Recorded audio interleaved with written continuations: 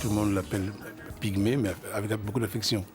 Donc pour moi, c'est mon pygmée à moi, personnel, car dans son pygmée, il y a toute une culture, toute une race qui explose en lui. Paco, c'est Paco, quoi. C'est pas autre chose. La première fois que j'ai mis les pieds en classe, je devais avoir, je sais pas, 9 ans, quoi. 9 ou 8 ans. Je suis allé à l'école très tard, d'ailleurs. Je suis pas allé à l'âge de 7 ans, mais très tard à l'école. La seule personne vraiment avec qui j'étais vraiment complice, c'était ma soeur. Parce que c'était la seule qui était plus du côté, tout ce qui était cinéma, danse, théâtre, tu vois, artistique. Donc moi, ça m'attirait vachement, quoi. En plus, elle sortait tout le temps, ma soeur. Tu vois, comme c'était une danseuse, elle était tout le temps dans les fêtes, dans les machins. Et ça m'attirait beaucoup plus, quoi, que autre, l'école et machin. Mais quand même, j'étais quand même un bon élève, vraiment. J'étais plus souvent avec elle vraiment à la maison, quoi. D'ailleurs, tous les deux, elle et moi, on se faisait taper tous les jours parce que c'était les deux carrières de la famille, tu vois. Et puis bon, au fur et à mesure, ça commence, les années passaient, moi je voulais tout faire comme ma soeur en fait. C'est-à-dire aller à l'école comme elle, faire du théâtre comme elle, danser comme elle. Elle m'avait vraiment fasciné, quoi. Je me souviens qu'en Afrique, on adore la musique, tout ça, mais c'est pas dans une famille musicien, c'est pas bienvenu, quoi. T'es vagabond, t'es drogué, c'est pas un métier, quoi. Il y avait un disqueur qui était à la gare routière, qui vendait des disques, et qui avait deux énormes baffes comme ça, dehors sur la terrasse. Et tous les vendredis et samedis, il organisait des concours de danse. Et ma soeur et moi, on allait danser. Et on gagnait tout le temps.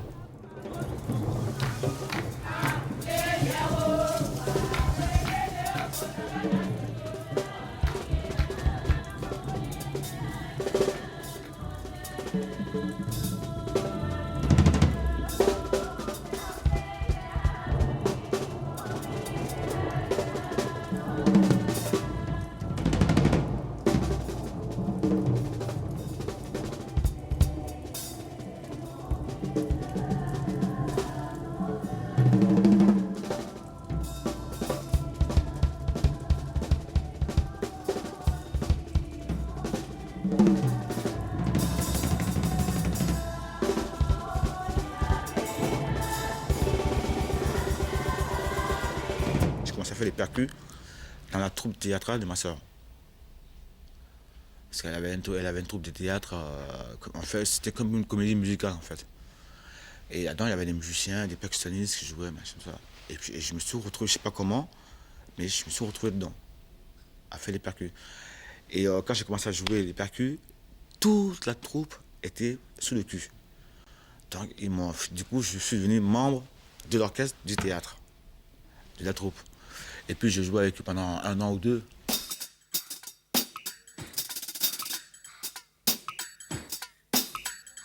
À chaque fois que je savais qu'il y avait un orchestre qui devait venir, c'est que pendant 5 jours, on ne me voyait pas à la maison. Parce que j'attendais les mecs, quoi. Et puis, bon, le dernier orchestre est arrivé, et dans le cas où jouait mon cousin, qui était batteur d'ailleurs. Et puis, ce soir-là, je me suis mis derrière la batterie, quoi. C'est-à-dire, pendant tout le concert, j'étais derrière lui. Et je regardais tous les mouvements qu'il faisait. Et puis, bon, un jour, je suis rentré à la maison, comme ça, et puis je me suis fabriqué. J'avais bien repéré la pédale de grosse caisse, comment c'était fait. Pourquoi, quand il appuyait, le truc qui revenait tout seul, tu vois. Et du coup, ce que j'ai fait, mon père il avait un atelier de bois un petit peu, une menuiserie un peu, et je me suis fabriqué une pédale en bois, de grosse caisse en bois, avec l'élastique qu'on mettait dans les caleçons, tu sais, des trucs d'élastique qu'on met dans le caleçon qui me servait à faire du ressort de la pédale. C'est-à-dire que tu avais deux bouts de bois comme ça, et une planche, une grande planche en dessous, et une autre que j'avais cloué dessus comme ça, qui était la batte. Et les deux planches qui étaient comme ça, j'avais fait un trou ici, un trou là, et je m'étais fait une batte comme ça, une batte qui venait comme ça, et qui rentrait dedans, qui rentrait dans l'autre côté, et puis je mettais un coup là, qui ne pouvait pas bouger. Et je me suis fait une autre batte comme ça, que j'ai cloué sur la ramba qui est au milieu. Et je prenais l'élastique et je le tournais autour de la batte, et je tirais, mais très fort. Et que je clouais sur les deux planches en dessous. Donc ce qui fait que je prenais une ceinture en cuir, une petite ceinture en cuir comme ça, qui me servait de tire-batte, qui tirait la batte en fait, pour appuyer la pédale, que je clouais ici comme ça. Alors, ce qui fait que quand j'appuyais sur la pédale, l'élastique ramenait le truc. Et ça me faisait, voilà, j'avais fait une pédale, et j'avais fait une vraie pédale en bois, et je jouais avec ça. Et puis, ma grosse caisse, c'était les gros cartons, mais vraiment les vrais cartons, quoi. Et puis toutes mes tombes, tout ça, c'était les grosses boîtes de tomates, les conserves de tomates, là, tu vois, les boîtes de conserve, les grosses. C'était ça, et puis j'avais coupé aussi pour faire les cymbales avec. Et puis voilà, je m'étais fait une batterie, comme ça, et puis je jouais tous les jours, pratiquement. C'est-à-dire que j'étais devenu malade de ça, quoi.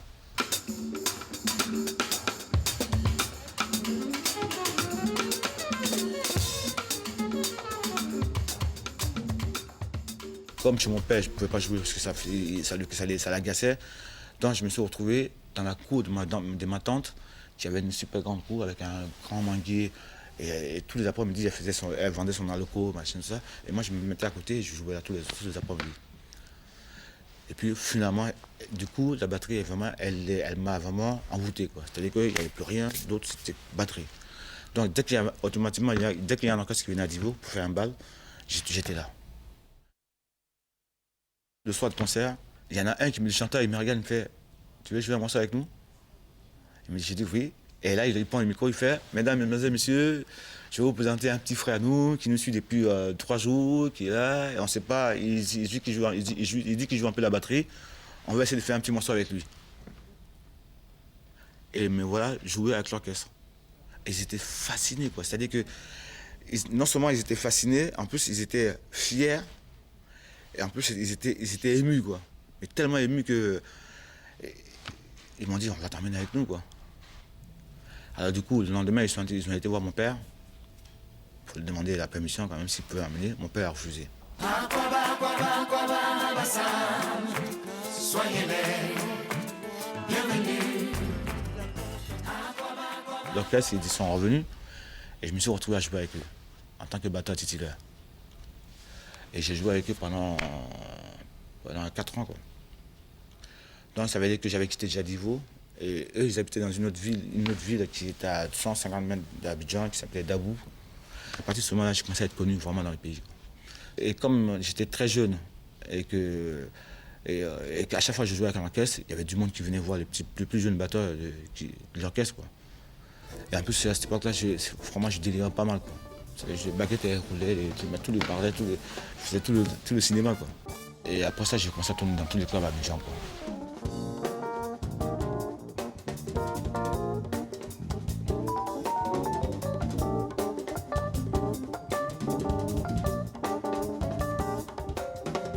J'étais en Afrique, donc à Abidjan, et puis j'étais dans une boîte un soir, et puis je l'ai vu jouer, il devait avoir 17 ans à l'époque.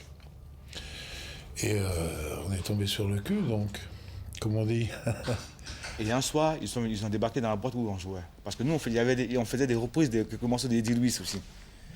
Et quand ils sont arrivés ce soir-là, on a joué le morceau d'Eddie Louis, qui s'appelait Canon, un morceau qui s'appelait Canon 168. Ce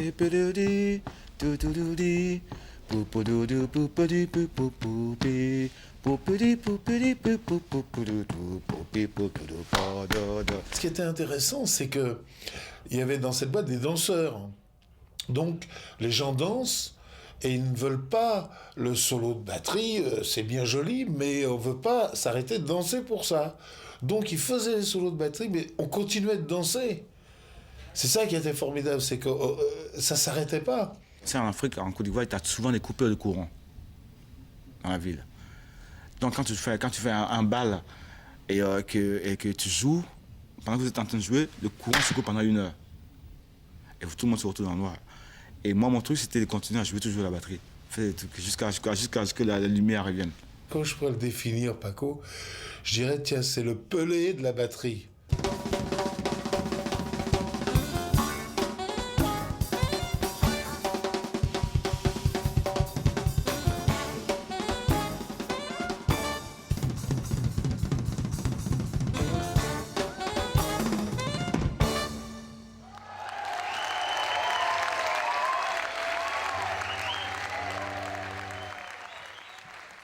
arrivé le 24 novembre au soir, et caillait, frère.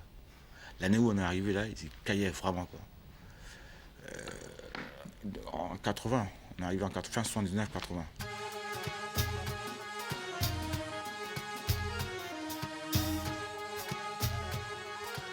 J'arrive dans un endroit où la musique, elle est, où tu peux apprendre des milliards de choses musicalement, je parle. Hein.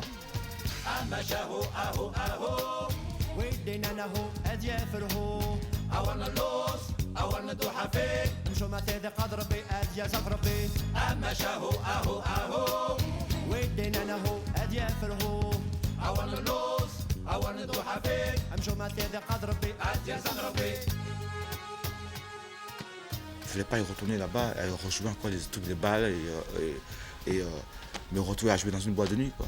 Je voulais vraiment apprendre plein de choses. Je ne voulais pas me faire une carrière toute seule, dire que ouais, je montais un marquage, machin, c'était pas quoi, ça me disait rien. Moi, c'était monter des groupes, tu vois, monter une famille avec laquelle ça baigne et puis on monte des trucs et puis ça, tu vois, comme on a fait avec Sixon pendant 15 ans. Moi j'ai envie de continuer un peu la musique dans le même esprit, c'est-à-dire ce qu'on a pu développer un peu de famille et d'humain avec Sixon, je pense que c'est très important. Franchement ça a été fantastique quoi, et puis ce qu'on a appris, ce qu'on a vécu même humainement quoi. Même au bout de 15 ans ou 16 ans de Sixon, je suis toujours resté derrière la batterie à trouver que c'est incroyable quoi. Quand il joue, je m'en lasserai jamais quoi. C'est un truc qui est unique. Il a une énergie, je veux dire des fois tu te dis là ça peut pas aller plus haut quoi. Et là il te met le feu, le turbo. Et là tu te dis attends là c'est quoi cette machine quoi. En plus c'est instinctif et donc c'est encore plus mystérieux quand c'est instinctif parce qu'on sait pas trop d'où ça vient quoi. Et ah oui c'est un grand monsieur, un grand petit pygmée.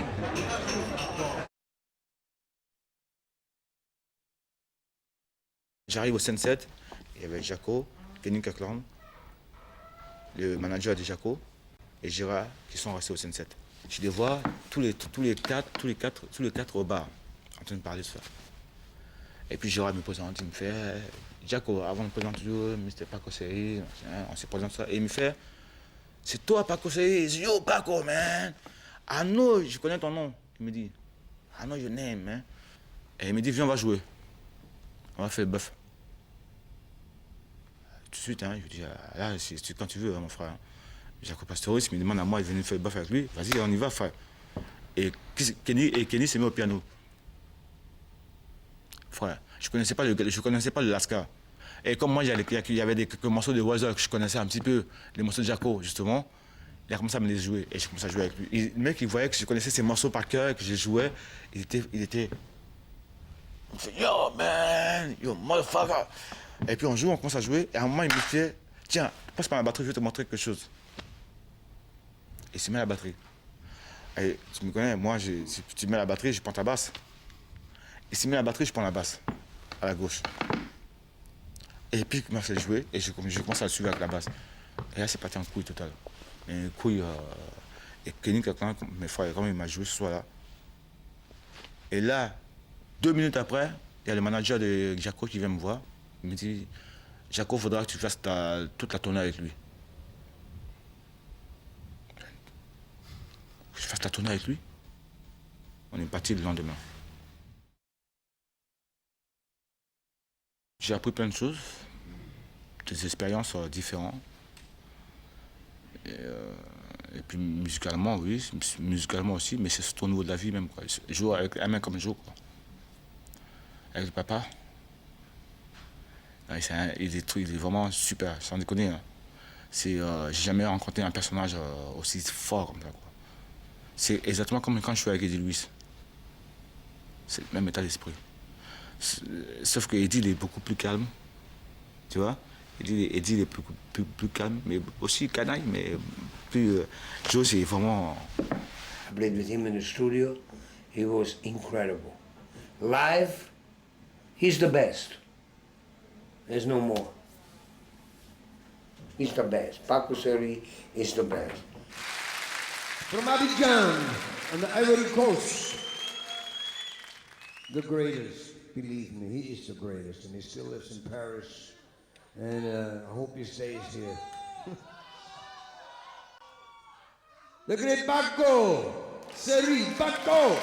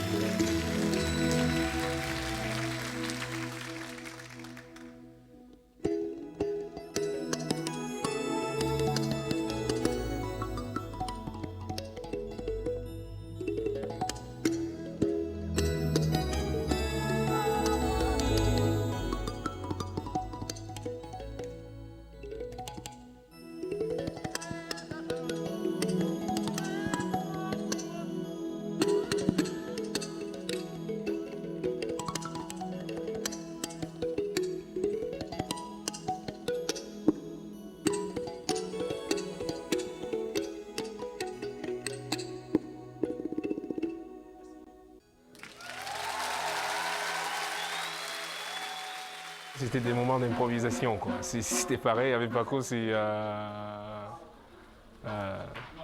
l'imprévu, quoi. C'est toujours l'imprévu, quoi. D'ailleurs, on l'avait surnommé dans le band de Joe, Where is Paco? C'était son nom. Ça a été toujours des moments magiques avec lui sur scène. Ça a été toujours des moments magiques, même en improvisant, quoi. C'est ça, c'est ce que j'appréciais le plus, quoi.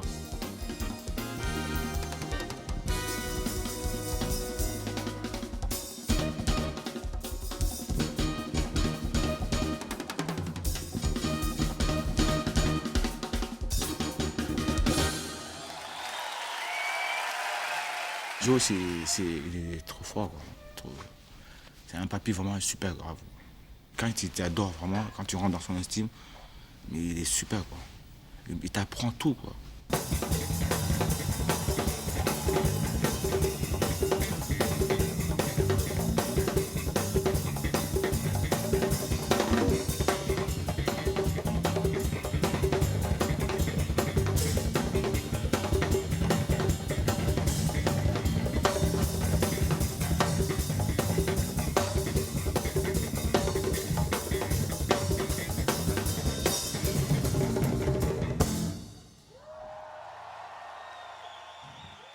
savais pas qui c'était moi, Paco Seri. Parce que j'avais une cassette vidéo de Jaco Pastorius live à Bruxelles. Et je savais pas du tout que le batteur avec qui j'allais jouer le soir, c'était celui que je regardais depuis que j'avais l'âge de 13 ans et de qui j'étais vraiment fou, amoureux. Donc je suis arrivé à l'appartement de Stefano et puis il m'a dit Paco va arriver. Paco est arrivé, il est rentré et je l'ai reconnu. Je suis devenu blanc, j'ai pris une frousse.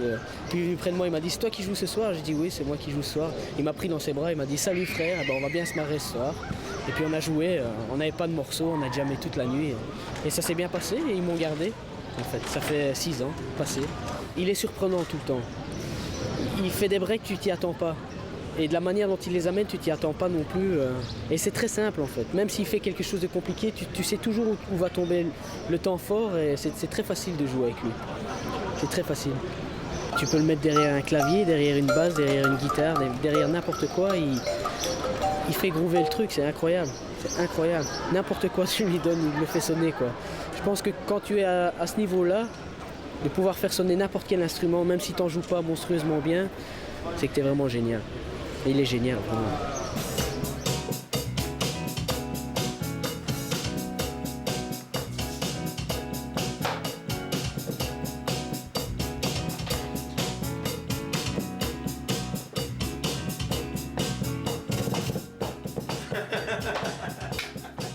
Quand il est assis, quand il joue, il joue.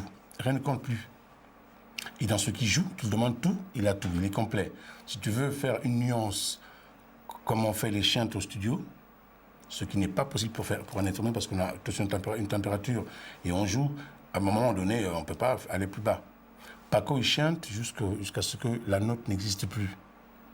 Et lui, il a cette faculté-là de jouer les deux gaucher-droitier. Tu vois, ça, j'ai appris ça sur Paco. Et puis, j'ai appris aussi à écrire les nuances grâce à Paco. Parce que moi, je suis très fou dans l'écriture et il fallait me calmer. Et j'ai appris aussi à écouter grâce à Paco. J'écoute mes musiciens qui jouent aujourd'hui avec un grand bonheur parce que Paco me l'a appris. Avant, je n'écoutais pas, je jouais pour moi et puis je foutais plein la gueule à tout le monde. Paco m'a appris, en le dirigeant, il m'a appris à l'écouter, donc à écouter les autres. Et depuis, je suis devenu quelqu'un de très attentif. Tu vois? Donc la musique, c'est ça, c'est mutuellement, on se donne les choses. Un gamin t'apporte, un vieux apporte, et c'est ça la musique. Personne n'est maître de personne.